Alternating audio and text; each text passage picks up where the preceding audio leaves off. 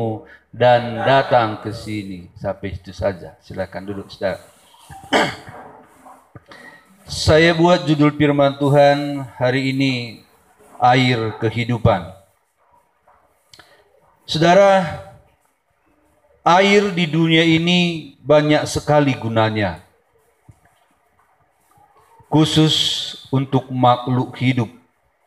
Air ini sangatlah penting karena makhluk hidup tidak bisa dipisahkan dari air. Khusus di desa kita ini, saudara, banyak sekali sudah rumah memiliki air bor sendiri yang mahal harganya kalau dibuat itu. Tapi kenapa itu dibuat, saudara? Karena sangat penting dan tidak bisa tidak. Air ini harus ada bagi setiap orang. Saudara, manusia butuh air. Sangat butuh. Bukan air yang butuh manusia, tapi manusia yang butuh air. Dan Tuhan ciptakan air untuk kebutuhan kita. Tidak ada orang yang tidak butuh air, kecuali kalau dia sudah mati, itu enggak butuh lagi air. Itulah air, saudara.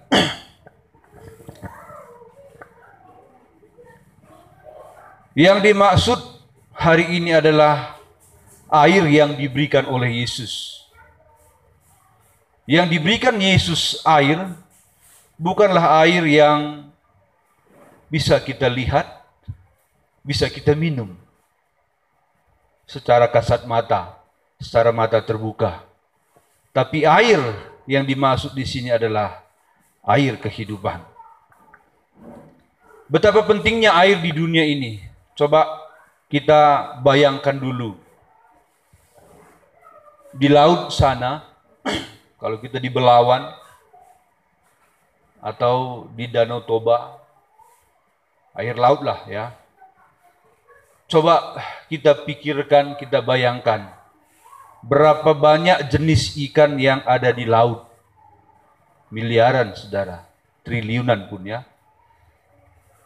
Sampai, saudara, itu ikan setiap hari ditangkap untuk kebutuhan manusia, baik pun untuk pupuk ya, dan lain-lain sebagainya. Itulah pentingnya air. Allah menjadikan dunia ini, saudara, lebih banyak.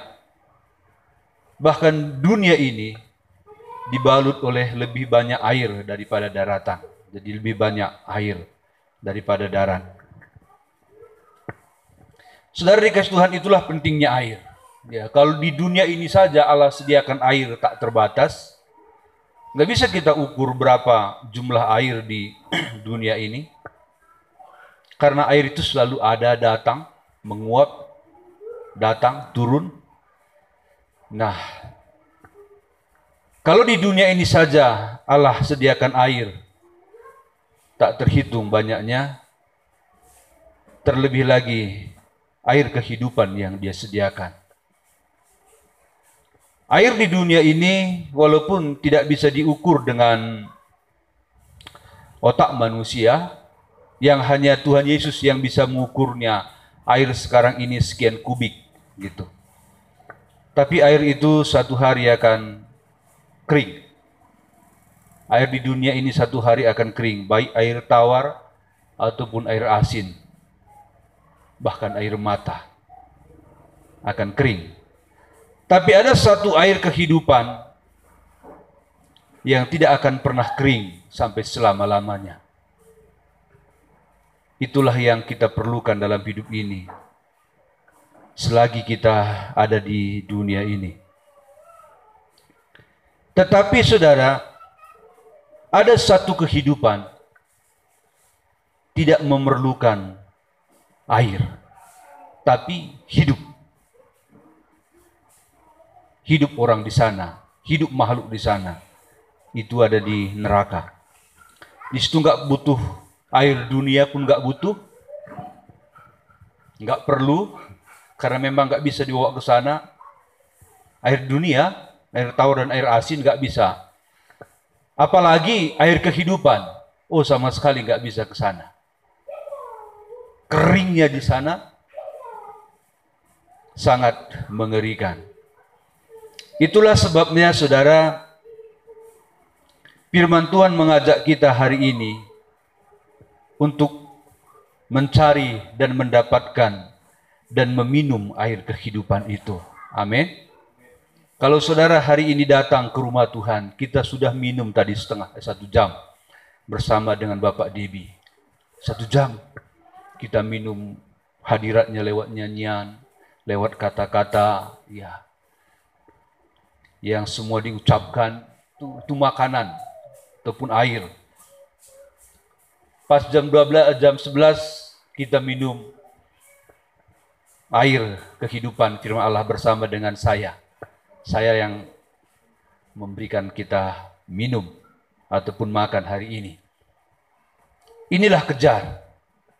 Inilah jadi prioritas utama. Inilah yang harus menguasai kita. Kerinduan akan air kehidupan itu harus menguasai hidup kita. Kalau jasmani ini, kalau dia minta minum, pasti kita kasih. Kalau dia minta makan, pasti kita kasih. Karena seluruh sistem tubuh kita akan lemah, dan apapun yang mau kita kerjakan, tidak mampu kita jangkau. Karena kurangnya asupan air dan makanan. Nggak bisa, saudara, nggak bisa. 1 hari saja saudara nggak isi, saudara lemah sekali, bahkan bisa jatuh sakit. Ya, dulu di sekolah Alkitab saya pernah gemuk lebih gemuk dari sini, tapi gemuk supermi. Gemuk supermi, saudara. Jadi puasa saya, kalau nggak salah 2 hari, kempis perut saya itu. Nggak makan, nggak minum, kempis. Saya nggak berdaya. Dia minta makan, dia minta makan. Nah, saudara, kalau kita tahu rasa tubuh jasmani ini butuh makanan dan minuman, maka seharusnya kita harus lebih peka kebutuhan rohani kita. Katakan amin, saudara. Itu harus kita lebih peka. Itu makanya kalau di gereja kita, GPDI khususnya di Indonesia bahkan di seluruh dunia, mengatakan bahwa doa hal yang utama. Itu makanya kalau di gereja kita itu ada biston pagi, doa pagi, ada yang berdoa saja, ada juga lakukan setelah berdoa baca firman Tuhan. Ya. Kenapa itu diisi setiap pagi, saudara? Karena tubuh rohani ini sangat membutuhkan itu. Karena apabila kita telah mengisinya di pagi hari, kita punya kekuatan sampai sore. Katakan amin, saudara. Ada kekuatan, ada kekuatan. Itu makanya ada biston. Biston itu sama dengan saat teduh, ya. Saat kita duduk di hadiratnya, kita makan, kita minum, kita sedot kuasa Allah, jadi modal 1 hari itu. Jangan modal besok sekarang kita penuhi, enggak, saudara. Ditambah lagi nanti kita buka Facebook, ada lagi di situ firman, itu makanan tambahan namanya.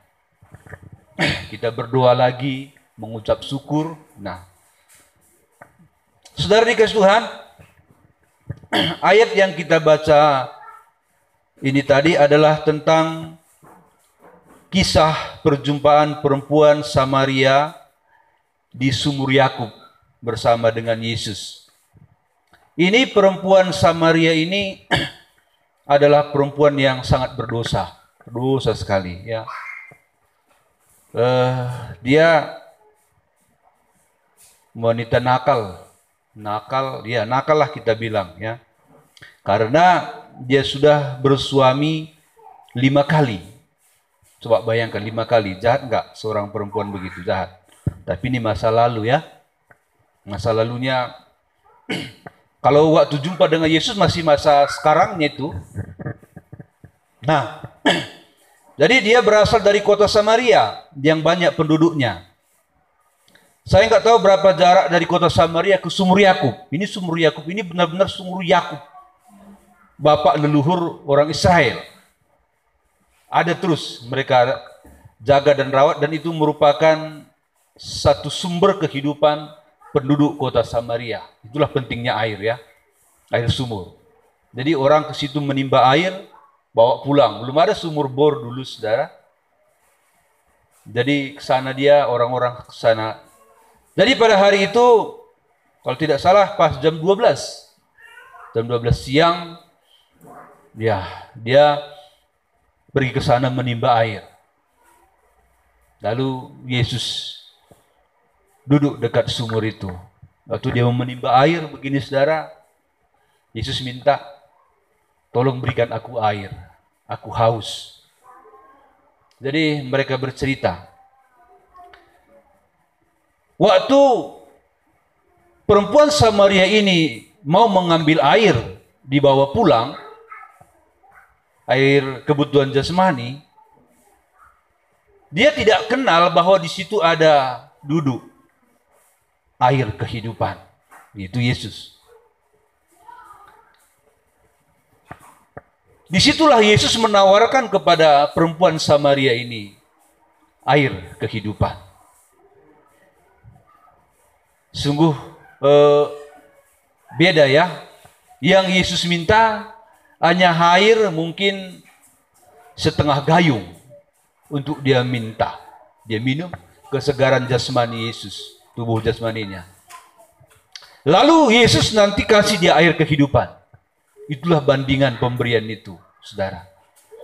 Air setengah gayung diganti dengan air yang abadi.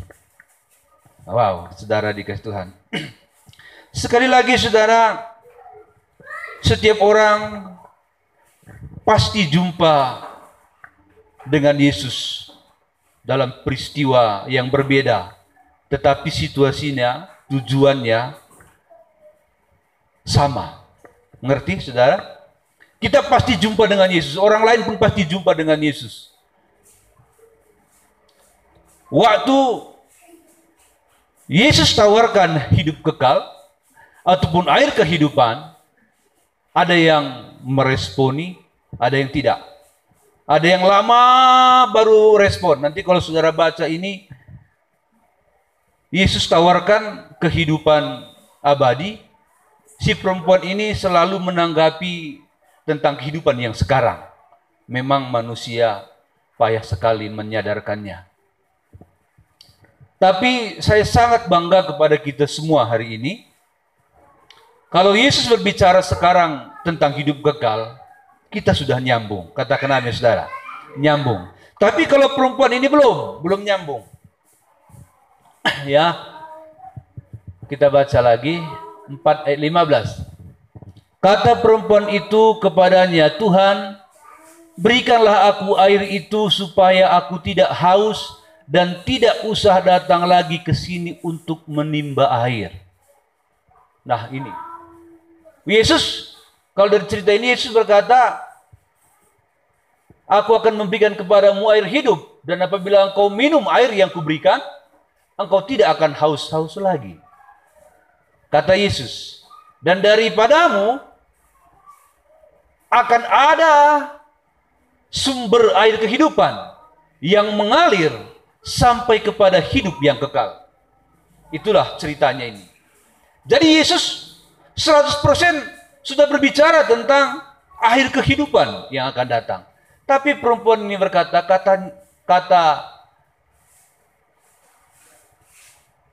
mana tadi? Kata perempuan ini, berikanlah aku air itu supaya aku tidak haus dan tidak usah datang lagi ke sini untuk menimba air.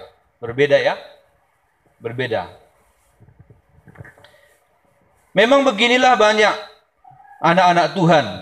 Ya, anak-anak Tuhan. Anak-anak Tuhan zaman sekarang banyak sekali menganggap atau menyamakan atau menganggap Yesus itu lebih tertarik, lebih mengutamakan kebutuhan jasmani daripada kebutuhan rohani. Seperti perempuan ini. Yesus berbicara tentang surga, dia berbicara tentang dunia. Yesus berbicara tentang rohani, dia berbicara tentang duniawi, tentang jasmani. Yesus berbicara tentang hidup yang akan datang. Dia berbicara tentang hidup yang sekarang. Itulah makanya hidupnya berputar-putar di dalam dosa. Tapi Yesus jatuh cinta kepadanya. Bukan cinta birahi ya. Yesus jatuh cinta kekal kepada perempuan ini. Jadi bukan secara kebetulan Yesus singgah di sumur itu. Tapi Yesus mangkal di situ. Yesus duduk di situ. Menunggu janda yang sudah 5 kali. Dia tunggu. Saudara. Jadi pada waktu mereka jumpa dan Yesus berbicara kepada dia, maka saudara, perempuan ini nangkap. Akhirnya nangkap dia.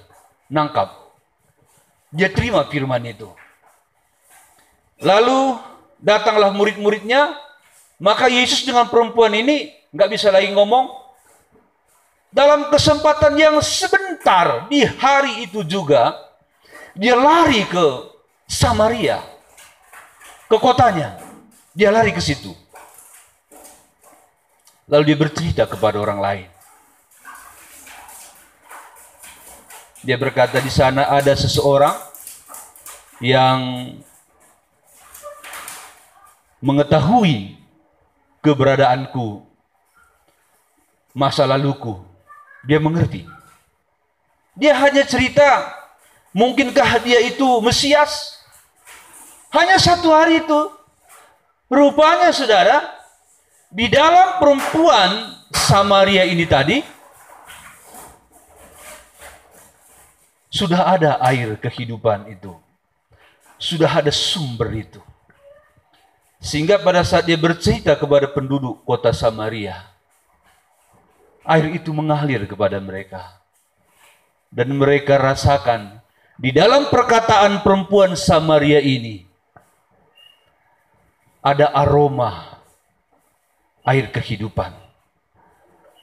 Ada rasa kehidupan yang lain. Ada urapan yang mereka dengar, yang mereka rasakan. Sehingga mereka memalingkan wajahnya. Mereka terpaku, terpukau mendengar kesaksian perempuan Samaria. Karena walaupun dia adalah seorang yang bejat di mata Allah waktu itu, pada saat mendengar firman Allah dia terima, langsung dari dirinya keluar sumber kehidupan. Lalu dia membawa penduduk kota itu berbondong-bondong kepada Yesus. Saudara dikasih Tuhan, kalau engkau punya air kehidupan dan sungguh-sungguh menjaga dan merawat sumber itu, bersih airnya keluar tanpa ada kotoran, bersih firman itu keluar, orang bisa rasa. Katakan amin. Orang bisa mengerti, orang tahu. Jadi jagalah sumber itu. Katakan amin saudara. Kita semua di sini sudah punya sumber. Keluar dia, tapi jangan campur dengan perbuatan kita yang tidak baik. Kita buang yang tidak baiknya. Supaya air itu mengalir, jangan ikut sampah dosa kita. Katakan amin. Saudara, Dalam Yohanes 7 ayat 37, ya udah tadi ya. Yohanes, tunggu ya. 7 ayat 37. Ya, belum ya, saya akan baca. Sampai 38. Dan pada hari terakhir, yaitu pada puncak perayaan itu, Yesus berdiri dan berseru, barang siapa haus, baiklah ia datang kepadaku dan minum. Barang siapa percaya kepadaku, seperti yang dikatakan kitab suci, dari dalam hatinya akan mengalir aliran-aliran air hidup. Nah, ini saudara. Jadi siapa yang haus, boleh datang kapan saja. Tidak perlu harus datang ke gereja. Kalau saudara, kalau ditunggu datang ke gereja, Anda mati. Jadi bukan gereja satu-satunya tempat bisa jumpa dengan Yesus. Walaupun gereja adalah tempat yang paling nyata bisa jumpa dengan Yesus. Tetapi di tempat lain pun ada. Ya, di rumah Anda bisa minum terus, sepuas-puasnya, sekenyang-kenyangnya. Minumlah air kehidupan itu, sama seperti kita makan. Gini ya, kalau kita makan pagi, lalu kita paskan gitu, penuh dia. Ataupun kita paskan, jam berapa kita makan? Contohlah jam 1. Biasanya jam 1. Cocokkanlah dia jam 1. Baru habis kekuatannya. Baru kita isi lagi. Amin.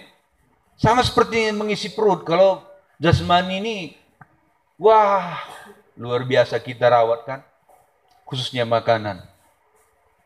Bisa dari sini kita dulu makan mie aja kan saudara. Makan mie aja. Makan mie, makan pangsit, makan colding.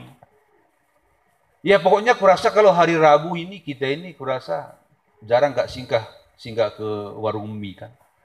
Adalah, ada. Di rumah pun adanya white kopi kan.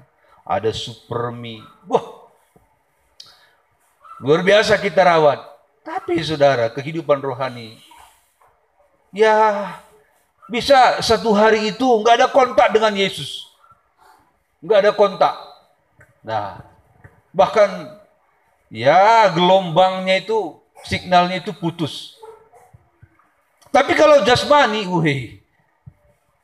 siap makan, ada susu. Siap susu, ada snack. Sampai perut buncit, saudara. Wah, saudara.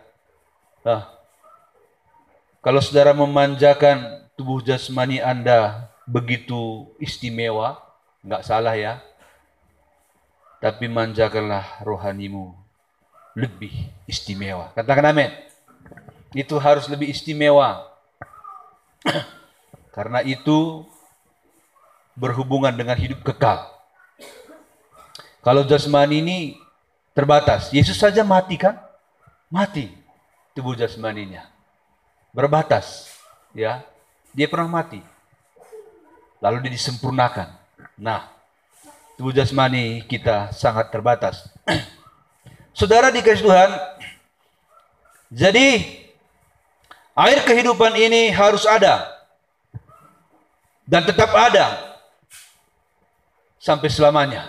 Hanya ini yang akan berlanjut kepada hidup kekal. Kalau jasmani, semua berhenti di dunia. Dia lanjut. Dan dia mengalir kepada orang lain. Kalau air kehidupan mengalir, itu mengalirnya khusus untuk orang, ya. Bukan untuk kerbau. Kalau untuk kerbau kasih yang terbatas. Tapi kalau kasih Yesus pada kita, itu kasih yang tak terbatas. Kepada orang, saudara. Kepada orang. Ya. Kepada orang.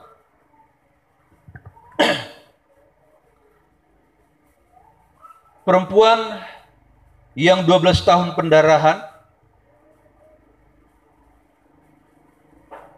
dengan padatnya orang, timbul di hatinya kerinduan. Aku harus jamah Yesus.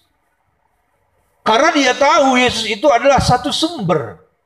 Sumber ini. Sumber kehidupan kekal yang utama. Tapi dia juga adalah sumber kesembuhan. Dia sudah berobat ke sana ke sini, ke sana ke sini. Habis rumahnya dia jual, saudara. Habis ladangnya dia jual untuk berobat. Habis perhiasannya. Tidak ada apa lagi pun di rumah. Habis. Karena berobat terus tak berhenti-berhenti. Lalu dia mulai menaruh harapannya kepada Yesus. Bukan kepada tabib, bukan kepada dokter, bukan kepada uangnya. Habis kandas. Memang seringkali orang setelah kandas baru membuka hati kepada Yesus. Itu pun haleluya. Ada orang sudah kandas pun tidak cari Yesus. Bahkan sampai mati, tidak. Tidak. Tapi dia ini datang. Dia jamah ujung jubahnya. Dia gemetar. Dia sembuh. Dia adalah sumber kesembuhan. Katakan amin, saudara.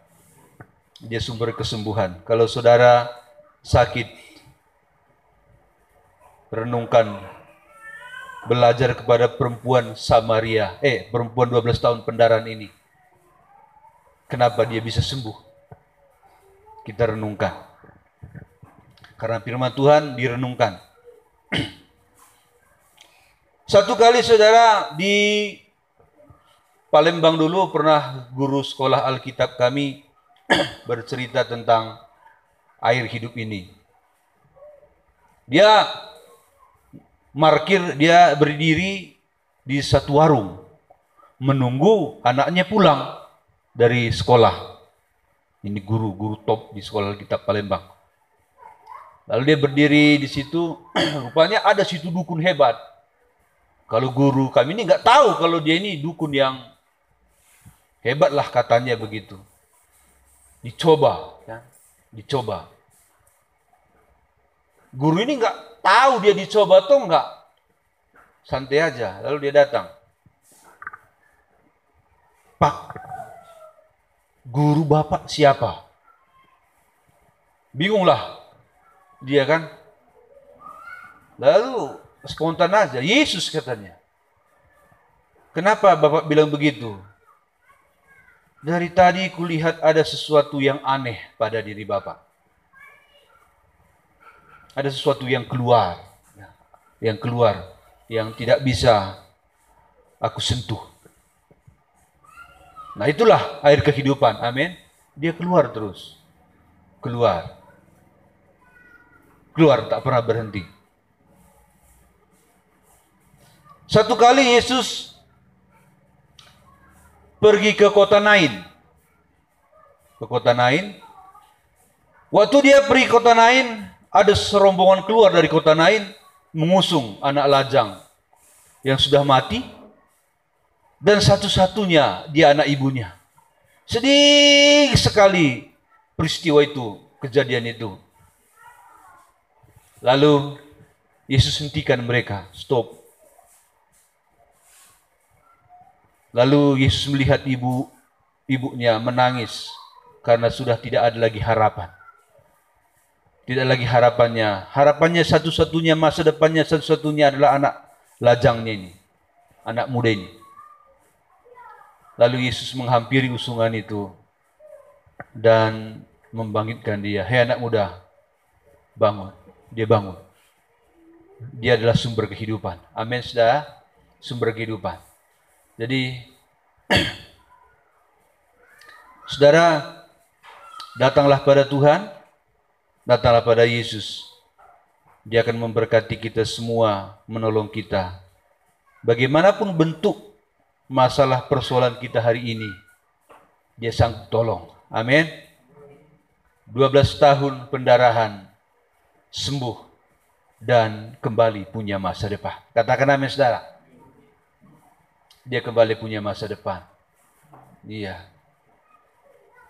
dia kembali bisa tertawa. Dia lepas, dia bebas. Tak ada lagi yang membuat dia menangis. Setiap malam dia memikirkan penyakitnya akan membawa dia ke liang kubur. Karena gak sembuh-sembuh. Bocor terus kan, berdarah terus. Tapi hari itu dia tidak memikirkan itu lagi. Dia memikirkan air hidup yang dia sudah sentuh, sudah ada dalam dirinya. Ibu yang anaknya lajang itu mati, tidak ada lagi masa depan. Apalagi anak-anak yang mati ini, tamatlah. Tapi pada waktu air kehidupan itu menyentuhnya, semua berubah. Katakan amin, saudara. Saudara, keluarga kita akan berubah dengan kehadiran air hidup. Ekonomi kita akan berubah. Sifat kita akan berubah. Kita akan sembuh. Tuhan memberkati.